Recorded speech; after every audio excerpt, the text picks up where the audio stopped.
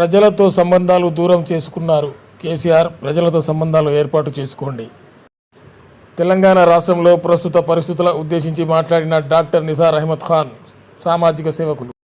उस एजिटेशन में मैं भी शिरकत किया।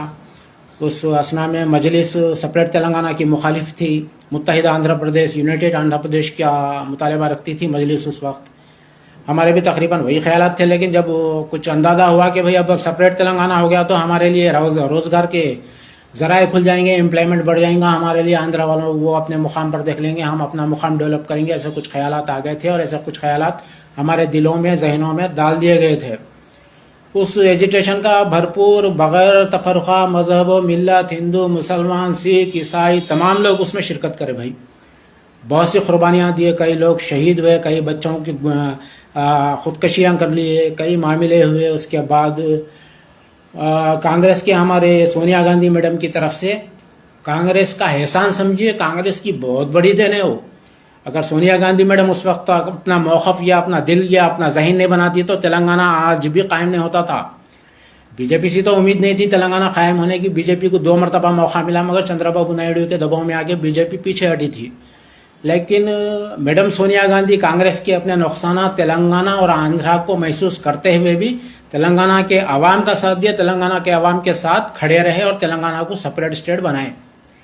2014 के बाद से मुसलसिल, चूँकि कांग्रेस तेलंगाना में कमज़ोर तो नहीं भी थी, लेकिन लीडरशिप के आपसी झगड़ों की वजह से जनाब केसीआर साहब को चीफ मिनिस्टर बनने का 2014 में तेलंगाना में मौका मिला। 2018 में भी फिर एक मरतबा मौका मिला और 2023 में यानी कि अब दिसंबर को असम्बली तहलील होने वाली है और असम्बली तहलील के बाद फिर इंतखाबात के इम्कानात हैं भी नहीं भी, क्योंकि बीजेपी गवर्नमेंट सेंट्रल में एक मुल्क एक इलेक्शन का नया कानून लाने की कुछ अफवाहें फैल रही हैं, कुछ ये इसके ऊपर बातचीत हो रही है। शायद अगर वो बिल आ जाए तो शायद तेलंगाना का इलेक्शन अब मार्च या अप्रैल तक टल जाए, मेरा अंदाज़ा।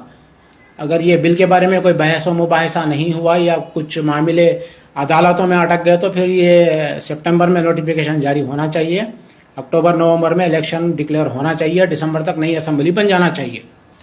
ये हमारा मौक़िफ़ है, हम ये देख रहे हैं अब इस वक्त तेलंगाना के हालात।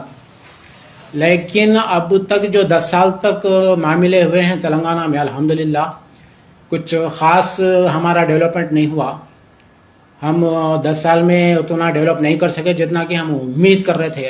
बिलखुसूस नौकरियों के मामले में बच्चों के जो मुलाजिमतें हैं, जो नौकरियां हैं, जो होना चाहिए था, वो 10 से 15% भी काम नहीं बढ़ा। आयन इलेक्शन के टाइम पे धनाधन नोटिफिकेशन जारी करे भाई, वो नोटिफिकेशन जारी करने के बाद भी कम्युनिटीज़ के जो ऑर्गेनाइजेशंस है, गवर्नमेंट जो अपॉइंट करती है, उन लोगों की तरफ से भी कुछ कोचिंग ना होने की वजह से बार बार TSPSC के 1-2 बार क्या बोलते हैं आपके इम्तिहानात रोक देने की वजह से ये तमाम चीज़ों में फिर ये रिक्रूटमेंट पेंडिंग में पड़ गया। अभी TSPSC में है, ग्रुप 1, ग्रुप 2, ग्रुप 3 है और हमारे मेडिकल एंड हेल्थ में भी तकरीबन एज़ पर दी BRS गवर्नमेंट 80,000 के ऊपर रिक्रूटमेंट्स का इम्कान है, मतलब कि अभी तक उसके कोई इम्कानात नज़र नहीं आ रहे हैं। इलेक्शन तक ये होते, सितंबर या अक्टूबर तक ये मुकम्मल होते, ऐसे कोई इम्कानात नज़र नहीं आ रहे हैं। तो इसमें भी हमारे को उलझा के रख दिए भाई कि अब तुम्हारे को जॉब मिल रही, तुम्हारे को हो जाता, तुम कर लो, उसमें भी उलझा के रख दिए। उसके बाद ये दलित बंधु 10 लाख का लेके आए थे केसीआर साहब, तो उसके बाद दूसरे दबाव की वजह से BC बंधु भी शुरू करे हमारे केसीआर साहब। BC बंधु के बाद जब मुसलमानों का दबाव ज़्यादा नजर आया, इंटेलिजेंस रिपोर्ट आई कि भाई माइनॉरिटी कम्युनिटी आपके खिलाफ जा रही है और क्या बोलते BRS को नुकसान होने के इम्कान हैं, बोलते जब 1 लाख रुपए का माइनॉरिटी के लिए मुस्लिम माइनॉरिटी बंधु बोल के लेके आए। उसमें भी कुछ ख़ास इम्प्रूवमेंट नहीं हुआ। अब करीमनगर हलक़े में आज या कल जो चेक्स तकसीम हुए, मैं सुनाऊँ कि 119 चेक्स तकसीम हुए। तो करीमनगर के कॉन्स्टिट्यूंसी में तकरीबन माइनॉरिटीज़ के वोट 1.25 लाख के ऊपर है और 1.25 लाख वोटर्स को आप 119 चेक्स दे रहे हैं, ये बहुत बड़ी नाइंसाफ़ी है हमारे साथ। आप हमारा साथ देना चाहिए था, हमारे जो माशी मसाइल है, जो इकोनॉमिकल जो प्रॉब्लम्स है, आप उसको सॉल्व करना था। आज मैं हैदराबाद की तो अब क्या बात करूं, मैं करीमनगर की बात करूं, हैदराबाद का मामला तो बहुत पीछे है, बहुत पीछे चले गया। करीमनगर में आज हमारे जो नौजवान फ्रूट्स का बिजनेस करते हैं, मार्केट में एक मरतबा देखिए आप जाके उन लोगों के क्या हालात हैं। उनको कोई बंडी नहीं मिली, कोई खर्जा नहीं मिला, कोई सपोर्ट नहीं मिला। बेचारे वो कैसा अपना बिजनेस चला रहे हैं, कैसे अपने घर अपने परिवार का पेट भर रहे हैं, अल्लाह बेहतर जानता। उस मामले में भी मैं कई मरतबा नुमाइंदगी करा, केसीआर साहब को पर्सनली कई लेटर्स लिखा, उन्होंने कलेक्टर साहब से नुमाइंदगी करो बोले, वहाँ भी नुमाइंदगी हुई, मगर कलेक्टर साहब की तरफ से भी कोई रिस्पॉन्ड नहीं हुआ। यानी कि फ्रूट्स मर्चेंट्स को गवर्नमेंट की तरफ से अब तक 2 रुपए भी नहीं मिले, 2 पैसे भी नहीं मिले, उनका डेवलपमेंट वैसे ही रुका हुआ है। वो बेचारे भी तकरीबन 10 साल से बैकवर्ड हो गए। अनफॉर्चुनेटली 2020 में लॉकडाउन हुआ। लॉकडाउन के बाद जो हालात न सिर्फ हमारी कौम मुसलमान बल्कि तकरीबन हर तबका मुतासिर हुआ, बिलखुसूस गरीब, उसमें हिंदू भी हैं, मुसलमान भी हैं, सिख भी हैं। गरीब तबका जो मुतासिर हुआ वो बहुत ही तकलीफ की बात थी। उस वक्त हमसे जो हो सका, मेरे सोसाइटी से जो हो सका और दूसरे भी जो सोसाइटीज़ हैं जो उनकी तरफ से जो मदद करे, अल्हम्दुलिल्लाह कुछ हद तक एक 50% हम वो परेशानियों में एक दूसरे का साथ दे सके। लेकिन हुकूमत की तरफ से भी कोई बड़ा रिस्पॉन्ड नहीं मिला, कोई बड़ा सपोर्ट नहीं मिला। उसके अलावा हमारे तेलंगाना में रेशन कार्ड्स का मसला भी बड़ा पेचीदा है। उसके भी तकरीबन 7 से 8 लाख दरखास्तें पेंडिंग है। वो भी तकरीबन 4 से 5 साल तक कोई रेशन कार्ड सैंक्शन नहीं करे। और जो सैंक्शन करे थे 2017-2018 में तकरीबन 6 से 7 लाख लोगों के नामों को राशन कार्डों से निकाल दिया गया। वजह यह थी कि वो लोगों को आधार नहीं था। आधार नहीं रहने की वजह से 7 से 8 लाख लोगों के राशन निकाल दिए गए थे। उसके बाद राशन कार्ड से नाम निकाल दिए गए थे। उसके बाद कई लोग अपने आधार निकाल के फिर फीडिंग करने के लिए बहुत कोशिश करे, लेकिन 5 साल से रेशन कार्ड में किसी का नाम भी शामिल नहीं हुआ। तो उसके मिनिस्टर साहब हमारे करीमनगर के एमएलए साहब हमारे जीके साहब हैं, और बीसी वेलफेयर के अलावा भी सिविल सप्लाई डिपार्टमेंट भी उनका ही है, लेकिन उन्होंने कहीं भी नहीं करे। तो कम से कम करीमनगर में ये काम करना था बेचारे, तो इस जानिब भी उन्होंने तवज्जो नहीं दी। उनको देना चाहिए था। रेशन कार्ड्स करीमनगर के तकरीबन जितने भी पेंडिंग पड़े हुए हैं उसको सैंक्शन करना चाहिए था। जिन लोगों के नाम छूट गए थे उनके नामों को शामिल करना चाहिए था।